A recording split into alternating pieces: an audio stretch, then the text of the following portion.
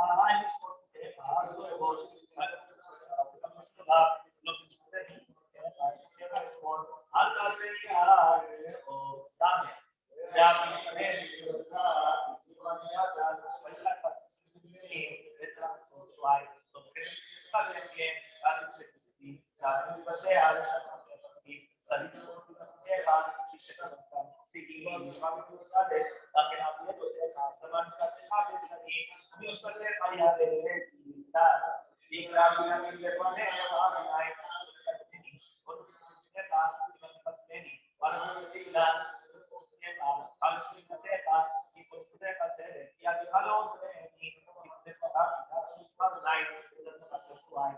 בגלל שאם נדלג בה, שאתה יודע זה דוקאי, איקי, וזהו בבקשותיך, אם מצוותיך לא שכחתי לך, ועוני מחלצי, שאם ישועה, רבים,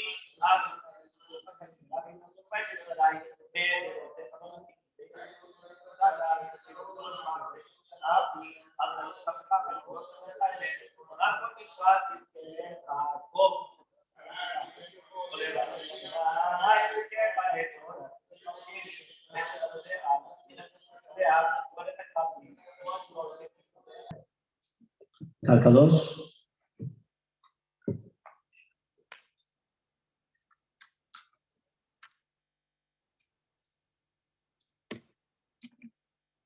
When we're talking about our dear Yitzchak Nahon bar Esther, Shenishmatot Tzorchaim Began Eden Amen,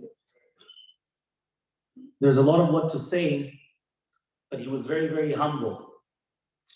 So he was a tzanua u'ma'aleh. He was very anav. He was very humble. He never wanted to show off or to be in the public eye.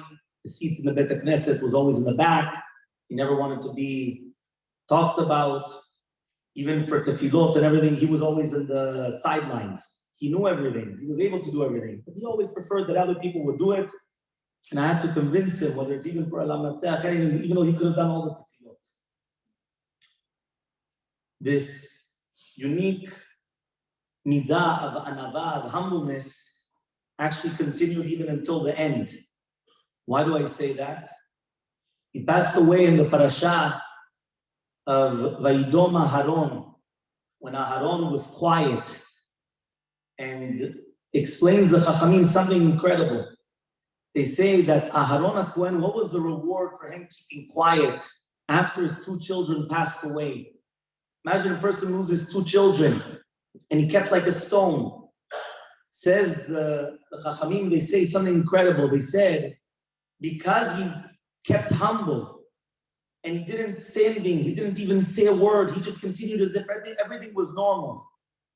So therefore, he was zocheh to have Birkat Kohanim that has 60 letters, which is the same numerical value of Vayidom, which means the anava that he had, that in essence gave him the power to give berachot to all of Am Yisrael. And until today, we have Birkat Kohanim with these 60 letters because of the power of Aaron HaKohen. Because he kept quiet, he was humble. Yitzchak didn't let us do any estedim when he passed away. First of all, it was Erev Shabbat. We didn't have time to do much. Then we thought of doing it Motzei Shabbat. And then even after that, it didn't happen. It was too many things going on. And then going on and continue going. And then we're in the month of Nisan. So therefore, he didn't want that we're going to come and speak a lot about him. But we have to just mention a few different points. That was the same parasha, V'achachem kol bet Yisrael, yivku et haserefa asher saraf Hashem. That our brothers, he said, we have to cry for that which has gone away. It's Nisan, we're not going to cry, but we do have to just remember certain attributes in order that we could emulate them and to grow from them in his honor. Parashat Shemini, he passed away the Friday Erev Tazria. It was the week right after Shemini. Shabbat Shemini spoke about the entire concept of kashrut. Everything to do with kosher foods. What was kosher, not kosher. And this in essence was what he did for his living. He was very, very makpid in kashrut.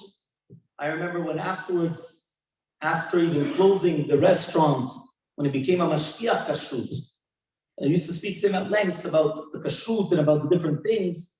And this was his, we're going to say his motto, everything to do with food and kashrut, that he wanted that everything should be 100% kosher, no shortcuts. Everything, it's either kosher or not kosher. It's straight. There's nothing in between. And then it comes to Parashat Tazria. When we speak about Parashat Tazria, what is Tazria Metzorah? We had the first, he passed away Erev Shabbat of Tazria, and then this past Shabbat was Metzorah. We speak about the concept of Lashon Hara.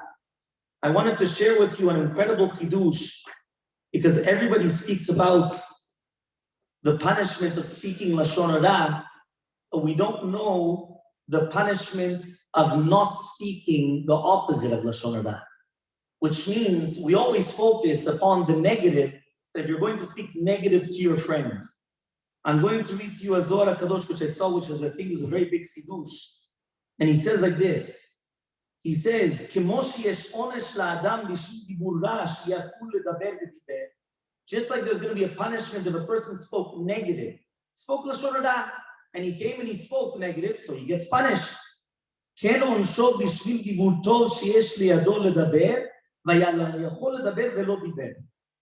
a person has something positive of what to say, and they do not say it, they get punished as well. Meaning that we only thought, listen, if I want to keep my mouth quiet, I can keep quiet, and that's it. So fine, I'm not going to say anything negative, but that's it. But I don't have to say anything positive. Says the Zohar HaKadosh, the exact same way that a person gets punished for speaking the negative, you get punished if you don't speak the positive. If you're not going to come, you're going to give the good word. You come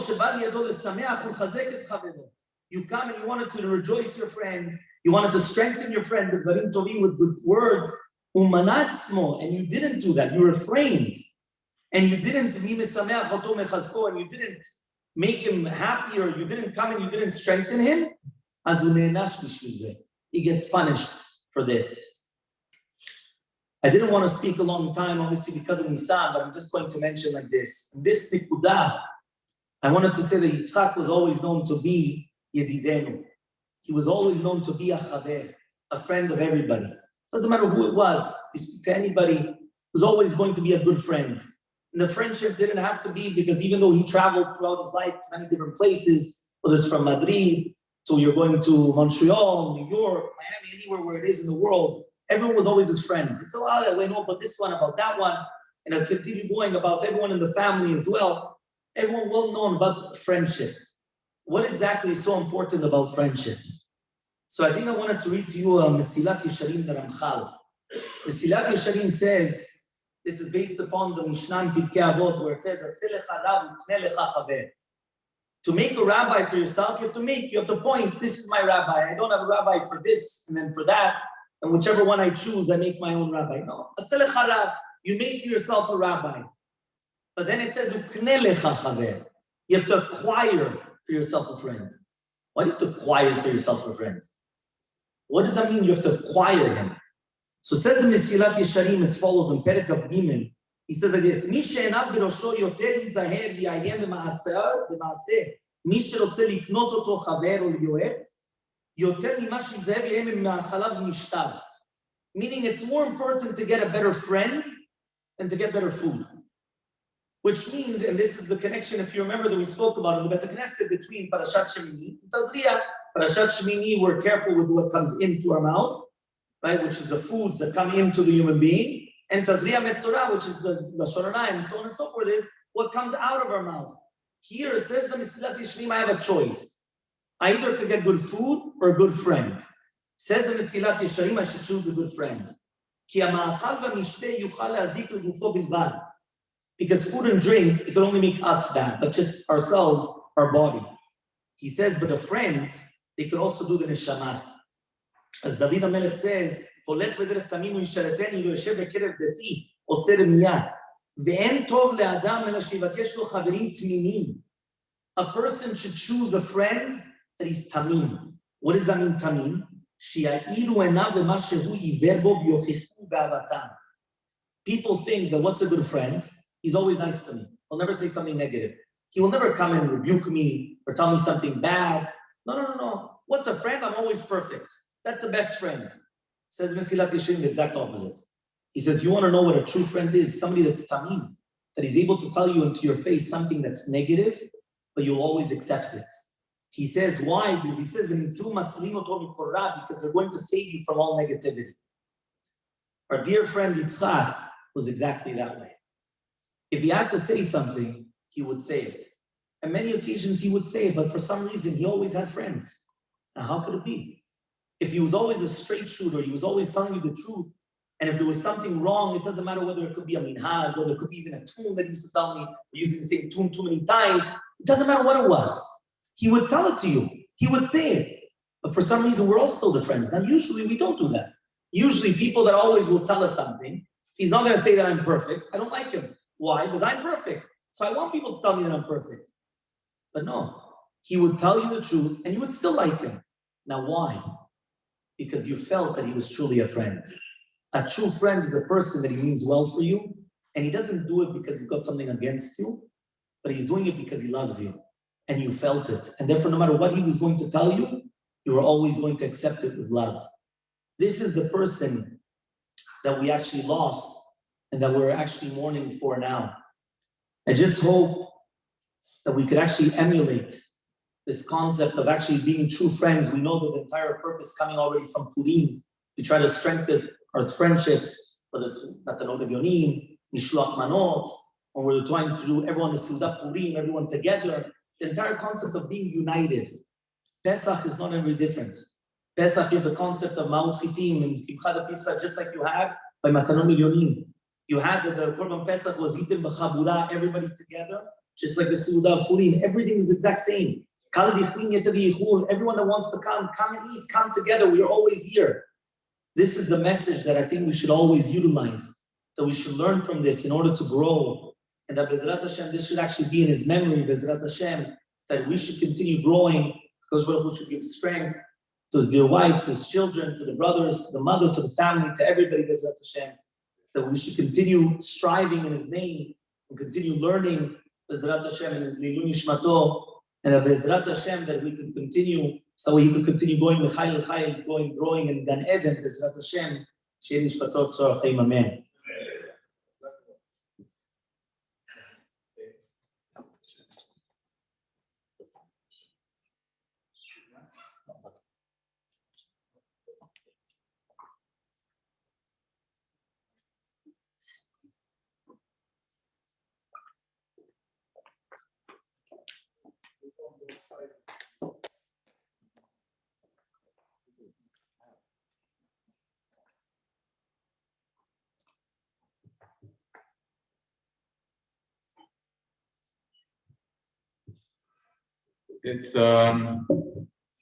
It's difficult to come to a 7-day Mishmara and not be able to be maspid our dear friend Isaac.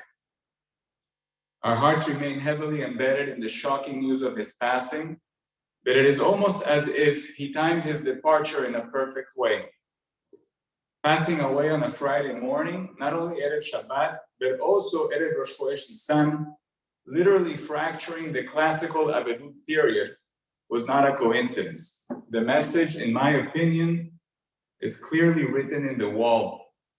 Isaac's life was and remains a celebration.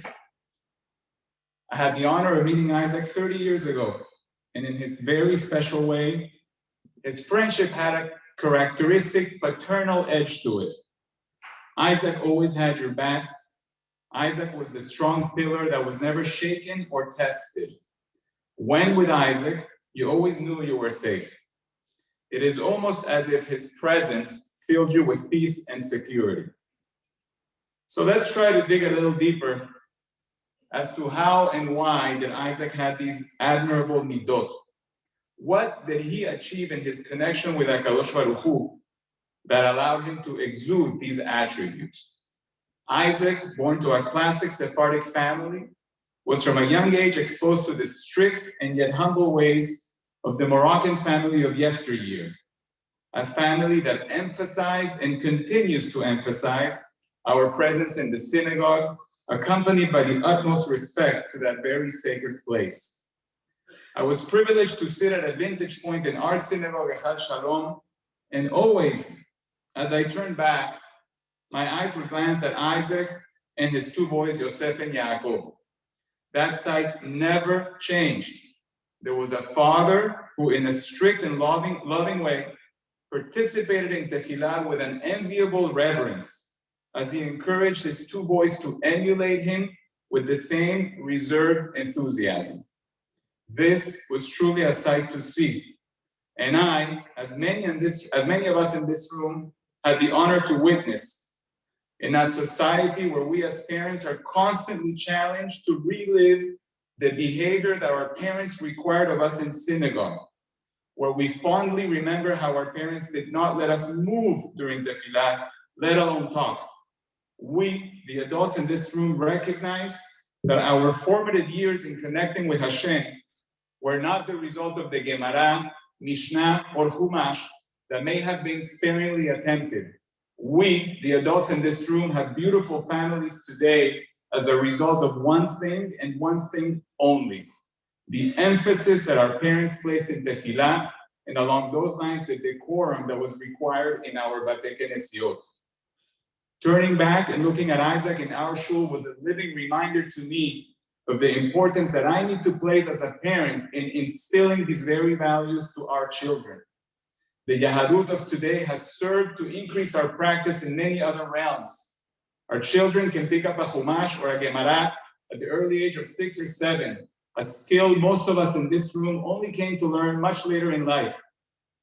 However, in this process, we have lost the very skill that defined Isaac's connection to Hashem, and that's tefillah. Isaac managed, with his steadfast commitment to these values, to always be among the first to arrive, and along his side were his 2 beautiful boys. Isaac managed to patiently teach his kids the importance of our piyutim and their associated tunes and enunciations. You see, the Nahon family at large remains the bastion of knowledge when it comes to tefillah and minhagim. All you have to do is ask one of the Nahons, how is this said, when is it said, and how is it sung? In trying to better understand why we all felt safe in Isaac's presence, evidently we got to put aside his formidable physical attributes, better known to his friends as the Gibor. Isaac's presence made you feel safe for no other reasons than that which I mentioned. Isaac was a clear link to our childhood and our common Moroccan background. Looking at Isaac during prayer would allow you to be transported to the chair that you sat next to your father in shul. The very chair where you were hugged, the one you were yelled at while being corrected during tefillah, and the chair that you sat during your own formative years. Isaac was a living example of that link to our cherished past, one that we ought to strive to continue to pursue, given the modern challenges that our children face.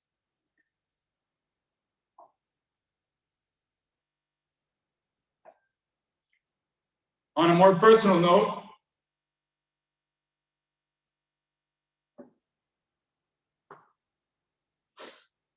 I had the honor to care for Isaac over the last 2 months. I also prayed that Hashem would find a way out for him, but Hashem had a different plan. Isaac carried himself with the very strength, resolve, and dignity that always defined him. Isaac's last few weeks were the most beautiful example of what I coin a sacred inverse proportionality.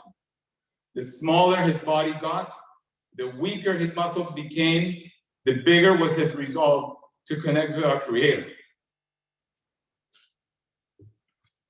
Isaac's days were about what additional connection could he reach with Hashem on the very next day. Isaac's strength was evident at a time when most of us would have failed. I laughed with him many times, telling him that he was strong as an ox and that I would have thrown the towel way earlier. Being around Isaac when he was physically broken was exceedingly difficult. Yet when he would manage to give you the thumbs up, it would melt you. At a time when I personally feel broken, I nevertheless thank HaKadosh Baruch Hu for having allowed me to witness the amazing and perfect care Natalie delivered to her beautiful husband.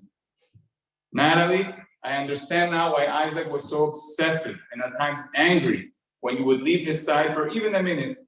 You're just that kind of woman. Your presence fills the room while disguised in your modest and quiet ways. It goes without saying that this whole community stands behind you. You have lost a husband and a father to your kids, while we have lost a friend and a brother. Isaac always had our backs, and rest assured that we now have yours.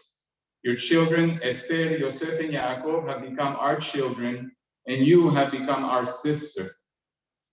I hereby ask of this precious audience that you consider helping the beautiful family. There are financial needs that can be mitigated with your assistance. Please note the cards we have left in your seats. They contain a code. You just simply scan and help. More importantly, I pray that the void of his absence can be filled with a renewed vote of adherence to the values that he represented.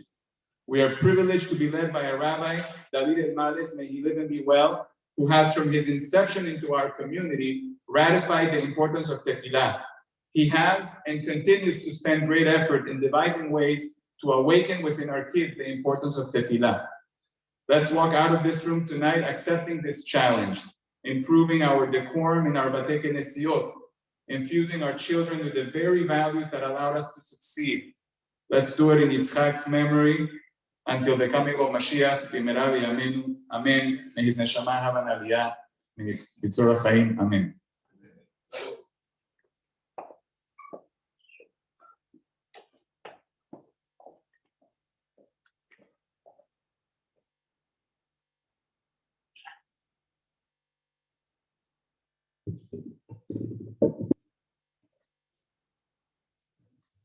Thank you, Rabbi. Thank you, Ronnie, for the beautiful words. Yidon Nishmat, Isaac Nahon, Zichron Lebracha. Rishut Arav, Rishut Abelim. I stand here today, still in disbelief, after so many days, and delivering hesped for Yitzchak ben Yosef Esther Nahon, who was niftar much too young at 50 years old. For those whom I haven't met over the past couple of weeks, I'm David Ohio, Isaac's brother-in-law. I speak this evening on behalf of my parents, my sister Isabel, my wife Kathy, and my children Ilana, Nisim, Samuel, and Linda. We offer our most sincere and heartfelt condolences to Isaac's mother, Tita Esther in Spain, and to his brothers, Rabbi Moshe in Gibraltar, Jacob in New York, and Dr. Max in Miami.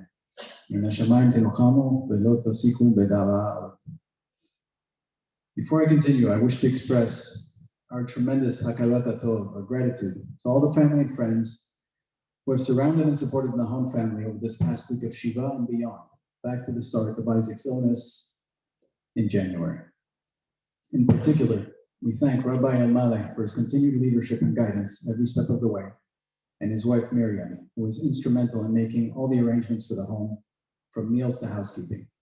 It warms our hearts to see how tight-knit the Hechal Shalom or Oziel community truly is, and the outpouring of love they have expressed for Isaac and his family. Indeed, family and friends from around the world have reached out and stepped up in every way manageable, here in Miami and by the Levaya in Israel. May Hashem reward you all for your efforts, kindness, and sacrifice. Furthermore, the astounding generosity demonstrated to date through the Chesed Fund and Or Chaya fundraising efforts is a relief to our family, knowing that our sister's family will receive much needed financial relief in the coming months. So many people have come forward these past several days with condolences and donations from unexpected places.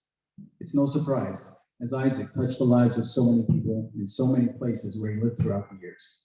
From his birthplace in Madrid, where he was raised until his bar mitzvah, to Toronto for middle school, and then New York for high school, where he really came into his own and developed his legendary grit and drive. From there, he, Baruch Hashem, married my sister and spent 10 years in Montreal, where they started their family and all the children were born.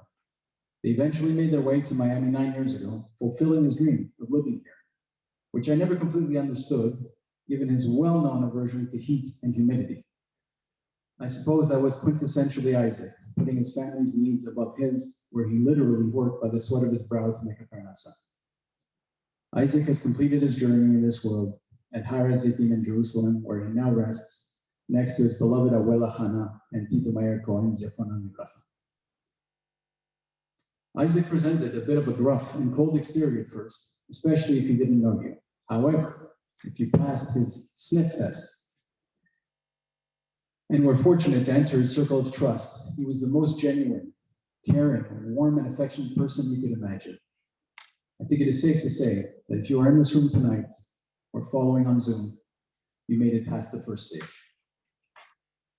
To distill Isaac's life to its essence, it revolved around three things: faith, family, and food. Faith. Isaac's mission statement was very simple and humble. From Tehillim, Perek 16, Pasuk 8, Shiviti Hashem enedi tamid. We see this in every shul in the world, loosely translated as, I will place Hashem in front of me always. Undeniably, Isaac placed Hashem at the forefront of all he did, and liberally sprinkled in his familiar expressions, such as Si Dios quiere, Bezrat Hashem, and Baruch Hashem in all his conversations.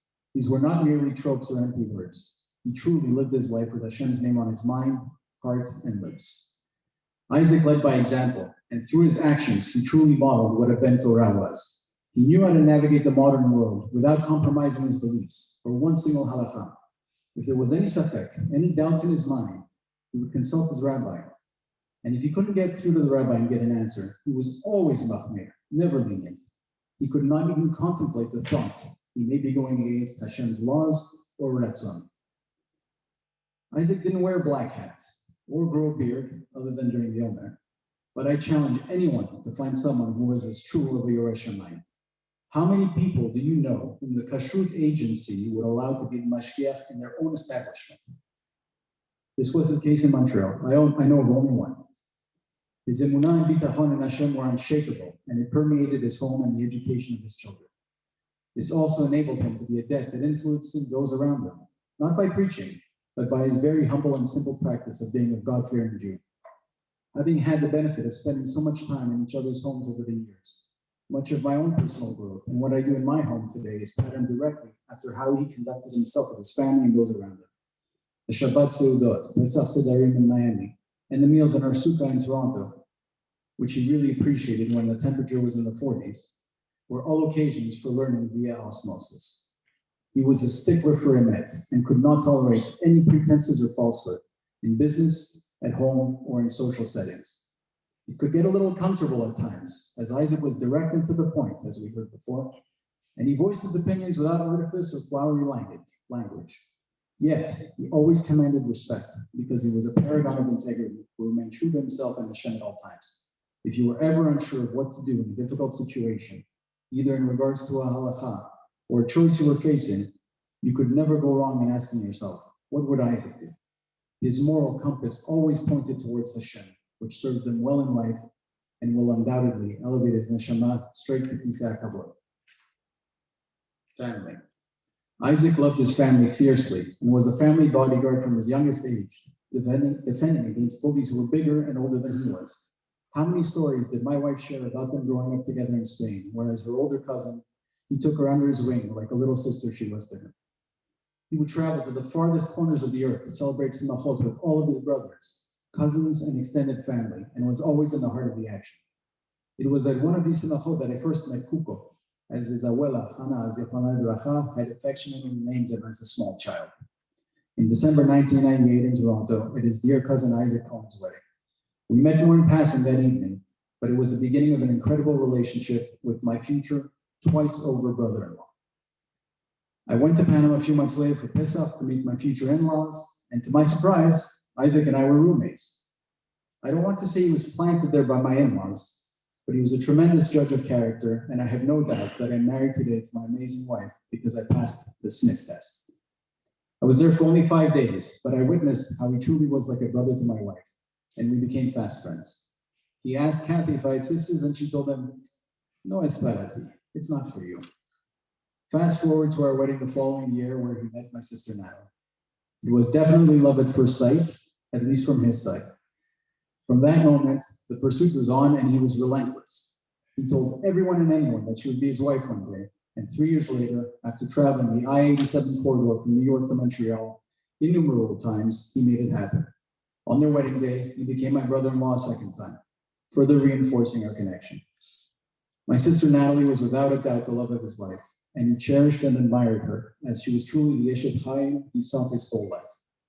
For Isaac, it was always nothing but the best, and my sister was the ultimate manifestation of this. He sought her counsel and opinions on everything, and even when he would go on one of his rants, somehow in the end, her advice was what he followed. Even in his last moments here in this world, he was constantly seeking her out to have her by his side. Natalie, we love you, console you, and mourn with you over this devastating loss, and know that we are here for you now and always for everything and anything, at any time, for you and the children. We may be separated by distance, but we are here with you in thought and will remain connected to you and the children with all avenues available, including very regular visits. Bezrat Hashem, we will know no more sorrow and will celebrate many simachot for our children together in the very near future. When it came to his children, not everyone got to see the softer side of Isaac. He was overflowing with love, and his children were his greatest treasure and vessel to receive that love. Sometimes it would fall in the tough love category. Am I right, boys? But always love nonetheless. Once again, nothing but the best for Isaac. He would seek that out for his children, who were his pride and joy. You all collectively represent the best of Isaac in different facets and expressions. Esther Hannah, you are the female version of Isaac. Strong opinions, stronger rectitude of character, and an incredibly generous heart. Yosef Abraham, you are more reserved and quiet, but just as relentless as your father, with the strength of a bull and the warmest hugs and kisses. Yaakov Nisim, your smile, your laugh, and your energy are boundless and infectious, and you are always willing to lend a helping hand, exactly like your father. We love you with all of our hearts and bless you all with a good mazal, long life, and success in all your endeavors, always following the path of Torah your father and mother laid out for you. Food. Isaac was a food professional par excellence, a cordon bleu, a 5-star pastry chef, and a perfectionist, where once again, nothing but the best would be. His lifetime spent in the restaurant and food industry made him an incredible host. If you ever ate a meal by Isaac's, you were served the choicest cuts of meat, the freshest fish, the finest wines and spirits, and all served with shefa in abundance. He had an incredibly refined and discriminating palate, and the taste and flavors of his dishes were always authentic and perfectly seasoned, no matter the cuisine. The only downside was that it was impossible to go out to eat with him, because nothing could stand up to his exceptionally high standards. Beyond that, his exceptional skill shone forth in his handcrafted desserts, which were mouth-watering and wondrous to look upon. Who didn't look forward to Shavuot and the delicious cheesecakes, millefeuille, apple tarts, and tiramisu he poured his heart and soul into? What's more, he could make it all part and you wouldn't even know it. That's how good he was. Food was a vehicle for him to share the best of him with those he loved. What better example than the gourmet lunches he prepared and packed for his children, which made them the envy of their classmates. He was happiest seeing his family and friends enjoying the fruits of his labor, gathered around his table or in his backyard.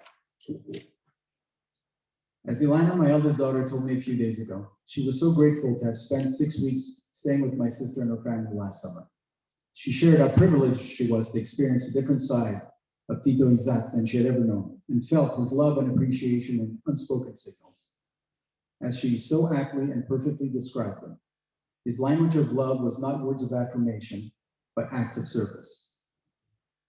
Yitzhak, my brother, I will miss your raspy laugh and knowing smile, your jokes and funny videos, your vice grip handshakes and bear hugs, your honesty and straightforwardness, your kindness and generosity.